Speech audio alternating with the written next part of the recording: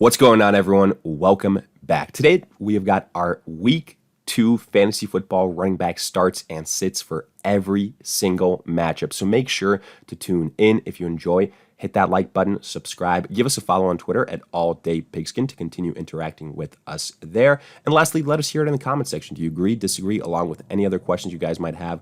We will make sure to answer them all. But with that being said, let's get right into it. And we kick things off with the Giants at Washington divisional clash here. But the only running back, even though there's some big names involved, that we want to start is Antonio Gibson.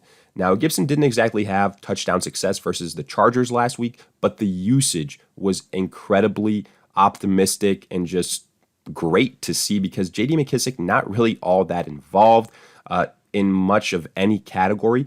This offense is going to be running through Antonio Gibson in terms of the primary running back. Yes, Ryan Fitzpatrick is currently hurt, so it's Taylor Heineke. That does lower the upside of the offense a little bit, but in my opinion, regardless of who the quarterback is, Gibson will continue to have a big-time role in this offense. He's actually the one that I'm least concerned about if we had to look at each of these weapons one by one for Washington. So it could be a little bit of a better matchup, but all in all, I think Antonio Gibson is by far the safest play in this game. High-end RB2 type of potential here. Let's talk about the sits because, again, I did mention some big names. J.D. McKissic, really didn't see much of anything from him in that Week 1 performance.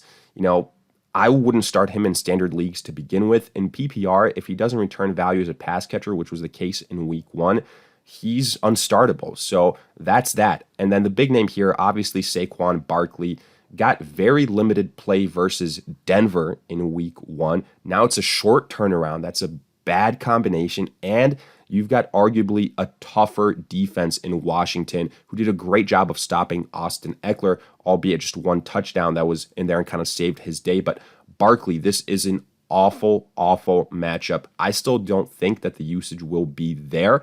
So automatically that puts him in RB2 category for me because if you're getting 10 carries a game, well, that's not a fantasy reliable running back, even if it is Saquon Barkley. Then you mix in the Washington defense, you mix in a suspect Giants offensive line, too many red flags. So as crazy as it sounds, I will be sitting Saquon Barkley in Week 1. Next up, we've got the Raiders at the Steelers. I'll start Kenyon Drake here, and I'll start Najee Harris. And again, maybe I'll catch some flack for this, but I'm starting Drake over Josh Jacobs. And I realize Josh Jacobs is coming off a 2-touchdown performance, so it's going to be tough to sit him. But consider the matchup. This is a much tougher outing here versus the Steelers, who again have that great defense. And Jacobs pretty much did what we expected. He only had 10 carries for, I believe, 34 yards. If it wasn't for those 2 touchdowns, Josh Jacobs is having a garbage night and, didn't really contribute much as a pass catcher, which we expected. I think this is going to be a much different game script. And at the end of the day, Josh Jacobs is a guy that's going to be ultra touchdown dependent. Okay, if the matchup was a little bit easier here, I would have him as a start as well. But I'm just going to look at Kenyon Drake here, in my opinion, primarily in PPR formats. And that's really it for the Raiders. Either way, though, for the Raiders, I'm not seeing high upside out of either running back in this matchup. For the Steelers, Najee Harris, very disappointing outing versus the Bills. I think this is an easier matchup. I still have concerns about the Steelers' offensive line, yes, but if guys like Tyson Williams can have success versus the Raiders in Week 1, I think Najee Harris can have a relatively good outing here as well. He's the running back that I would want to start. I think he bounces back. I'll put him in the high-end RB2 category since, there are concerns about the offensive line. The Steelers can beat you a lot of different ways. But all in all, Harris is still the running back to start here and probably what will be a bounce-back performance. Afterwards, 49ers at the Eagles. 49ers, one of the toughest running back situations to figure out. Unfortunately, Raheem Mostert hurt yet again. Going to miss about 8 weeks. Elijah Mitchell, we have to mention him here because he's going to be the waiver wire darling of Week 2. You're probably going to spend a lot of resources to get him. However, I don't think that guarantees success, and that's the tough part. So I'm listing both Mitchell and Sermon just because the 49ers have a system where offensively they utilize all of their running backs. Yes, Trey Sermon was a healthy and active last week, but that was more so due to conduct, I believe, and he should play this week. So what does that mean? Well, Trey Sermon was drafted ahead of Elijah Mitchell, and I have to think he's going to get at least, a good amount of opportunities here, at least on the level of a Mitchell. I don't think that either one of these guys are RB1s. Yes, I know what I saw from Mitchell. Yes, I know Mostert is hurt. But in my opinion, it's going to be a situation where it could be a running back by committee. You're depending on high efficiency from both of these guys. So I have both of them kind of as low-end RB2s. It's going to be very, very curious for me to see which one gets the nod, which one gets the bulk of the carries. Again, people are going to go with Elijah Mitchell because of what he did in week one, because Sermon was healthy and active, but do not be shocked if Sermon returns and has a big role. I do just want to point that out. For the Eagles, really only Miles Sanders. He had a nice outing in week one, and I think he can, be a decent performer yet again in week two. I don't love the upside, but he's getting the most usage. He's getting opportunities as a pass catcher, and he's the RB1 for the Eagles. Yes, he's limited by Jalen Hurts, but he's still the best running back to start in this matchup. I think a mid-level RB2 on the week. Moving on, we've got the Texans at the Browns. This is a bit tough for Houston because, look, last week, well, if you started really any Houston running back, then you did all right. Now, Mark Ingram got a crap ton of carries, so maybe you're saying he's the only running back I want to start here for the Texans, and I kind of understand that logic. But, folks, that was versus the Jaguars. This is a completely different beast. So I'll just put it this way. Mark Ingram is the standard running back that I'd start. David Johnson is the PPR guy because he did get the majority of the targets compared to all those other running backs. And I think this is going to be a completely different game script for the Texans versus a Browns team that can score much easier than the Jaguars. I don't think they're as big of a mess as the Jaguars, and I think they have a much better defense than the Jaguars. So you can see how the game script can be flipped on its head, and David Johnson could be utilized much more so. Either way, though, I think none of these guys have higher upside than like mid-level RB2, probably low-end RB2 for the Browns. Nick Chubb and Kareem Hunt, it's going to be like that every single week. The Texans defense doesn't scare me. I think Chubb and Kareem Hunt can both be exceptional. RB1 for Nick Chubb, Kareem Hunt, mid to high-end RB2. And then for the Texans, I'm sitting Phillip Lindsay. The one thing that was clear is that Phillip Lindsay was kind of the RB3 for the Texans, so we're going to be fading him probably moving forward. Afterwards, Broncos at the Jaguars. I'll start Melvin Gordon and I'll start Javonte Williams. Melvin Gordon was kind of saved by a big touchdown run in week one, but he did get the usage. So did Javonte Williams, kind of a running back by committee situation. But when you're playing the Jaguars, if week one was any indication, it doesn't matter. You can have a pretty good performance regardless. And I think both these guys have the potential to be high-end RB2s. So that's the nice thing to see here. For the Jaguars, this is really tough. This kills me. But my takeaway from week one was that Urban Meyer has no idea what in the hell he's doing. It took James Robinson too much time to get involved. Carlos Hyde had the first 3 carries for the Jaguars. This is prime example of what I said last week. The only person that can ruin James Robinson is Urban Meyer, and he seems hell-bent on doing it. I hate that for Robinson. And it might be a situation where as long as Urban Meyer is the head coach for the Jaguars, James Robinson is just not trustworthy, and it kills me to say that. And this is honestly a terrible matchup for the Jaguars versus the Broncos, a good defense. They stifled Saquon Barkley last week. Yes, it was a hobbled and limited Barkley, but doesn't matter. I hate this matchup for the Jaguars running backs. I hate this Jaguars offense with Urban Meyer, so I am sitting all these guys in week 2. Next up, Saints at the Panthers. Love it. My 2 favorite running backs, Alvin Kamara, Christian McCaffrey, they are no-brainer starts. Really top 3 running backs on the week. Elite tier 1 running backs. Nothing else to say here. Both these guys could be the highest scoring running backs on the week. Then Tony Jones Jr., he's probably going to be a big waiver wire pickup, but that's more so as a handcuff for Alvin Kamara. Doesn't really have much standalone starting value, so he's going to be a sit for us. Afterwards, Rams at the Colts. We'll start Darrell Henderson. The usage that we saw for Henderson was absolutely amazing in week 1 versus a very good Bears defense. So maybe it was a situation where Sony Michel was still getting up to speed, but I love what I saw from Darrell Henderson. If you guys capitalized on that, value when people were panicking about Sony Michel, then Henderson could be a steal here. It's a tough matchup versus the Colts, but I think he'll still be in that mid to high end RB2 conversation. For the Colts, you start Jonathan Taylor and Nyheim Hines. What people aren't talking about enough is that both Taylor and Hines have the same amount of receptions in week 1, which is awesome, which means Taylor could be that league-winning running back, elite RB1. I love him in this matchup. In terms of the usage, in terms of the defense he's facing, it's going to be a lot tougher than what he saw in week 1, so do keep that in mind. But David Montgomery did have some success versus the Rams in week 1, so all things considered, I still do have faith in Taylor. And then Nyheim Hines in PPR formats, a great flex option. He's going to continue to get looks, especially with T.Y. Hilton out. Moving on, we've got the Bills at the Dolphins, and this one's interesting. Have Devin Singletary as a start, primarily because Zach Moss was a healthy and active last week, and when head coach Sean McDermott commented on it, he said it was because of performance. He hasn't seen what he'd like to from Zach Moss up until this point. Now, there's no guarantee if Moss isn't inactive again, but if it's trending the same way, then you got to go with Devin Singletary as the preferred running back to go with here. Now, if Moss does play, then I'd be fading Singletary in all likelihood, but as long as it's just Singletary, then I have no problem starting him. He'll be in that low to mid-level RB2 range. For the Dolphins, Myles Gaskin.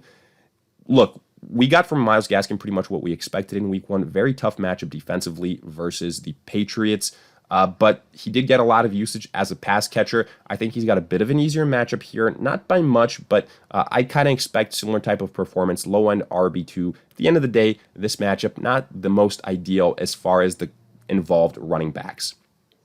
Moving on, we've got the Patriots at the Jets. I'll start Damian Harris and I'll start James White. This is an awesome matchup for pretty much every offensive player for the Patriots. The Jets looked awful in week 1 offensively and defensively. Now, Damian Harris did have a costly fumble. There are some rumors that he might be in the doghouse a little bit, which, kind of contributed to the loss for the Patriots in week 1. That's something to consider, but I think he is just better than Ramondre Stevenson, who is a sit currently, but he would be that next guy up for Damian Harris. However, I think here versus the Jets, Damian Harris will get his opportunities, capitalize, and he's not going to, be stifled as much as he was versus the Dolphins. And then James White just continues to be a solid PPR contributor, and I think that will again be the case here versus the Jets, kind of that Nyheim Hines situation. For the Jets, I'm sitting everyone. I hate this matchup. I don't like the offensive line. I don't like the potential game script. Coleman, Ty Johnson, Michael Carter, we are passing on all of them. Then we've got the Bengals at the Bears. Really simple here. I like all running backs involved. Now, Joe Mixon, the test wasn't pretty tough in week 1 as he faced the Minnesota Vikings, had a very nice game. The Bears going to be a bit tougher, but from everything that I saw, it's full speed ahead for Joe Mixon. I like to see that. Again, I don't think the upside will be as high because the Bears will test this offensive line a little bit more so, but you got to be encouraged by what you saw from Mixon in terms of usage. So we're going to start him here. I think he's got low-end RB1 potential for the Bears. David Montgomery, I love this matchup for him. He's probably a guy that is going to be one of my favorite sleepers to be a top 5 running back this week. Very encouraged, actually, from what I saw from him in week 1 versus a very good Rams defense. And versus this Bengals defense, I really like his chances here. I just really like both running backs involved in this matchup. Afterwards, Falcons at the Bucs. I'll start Mike Davis, but this is a really tough matchup. The main reason we're going to start Mike Davis is because of what he can do as a pass catcher. He's in the low to mid-level RB2 range. The Falcons, what we saw offensively from them in week 1, that was very tough to watch. And now they've got a tougher matchup versus the Tampa Bay Buccaneers. And that does have me concerned. But Mike Davis, at least you salvage some value in PPR in terms of him contributing as a pass catcher. For the Bucs, wow, hand up, did not expect to see what I did from them in week one. Ronald Jones, absolutely a non-factor. Leonard Fournette was the guy immediately coming out of the gate, and, good for him. I do think Ronald Jones is the more talented guy, at least from what we saw last year, but Leonard Fournette just, has more experience, has the better track record, and I think he's more versatile as a pass catcher, no doubt about it. So that, especially with some of those Ronald Jones fumbling concerns, Leonard Fournette is the guy for the Tampa Bay backfield. I actually think he might have higher upside than a Mike Davis here. I think he's in that RB2 category, and unless something happens with him, he goes in the doghouse. He is the running back to own for the Tampa Bay Buccaneers. We're fading Ronald Jones and Giovanni Bernard. Next up, Vikings at the Cardinals. You start Dalvin Cook. That's going to be the case every single week. Really nothing else to say there. For the Cardinals, I continue to say Chase Edmonds is the guy that I'd prefer, primarily because of what he can do as a pass catcher, because Kyler Murray is going to vulture both Edmonds and James Conner, who actually did outrush Chase Edmonds in week one, which I said I think James Conner is the better all-around running back. But when you're not contributed as a pass catcher, and that's Chase Edmonds' primary role, and you're getting 10 to 15 carries for both of these guys, I'm going to give the edge to the guy that's contributing as a pass catcher. That's Edmonds.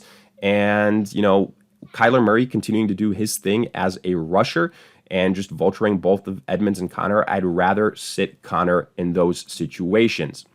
Next up, Titans at the Seahawks. We're starting both running backs here. Yes, what we saw from the Titans offensively and Derrick Henry, very concerning in week one, but I do think this is a potential bounce back situation.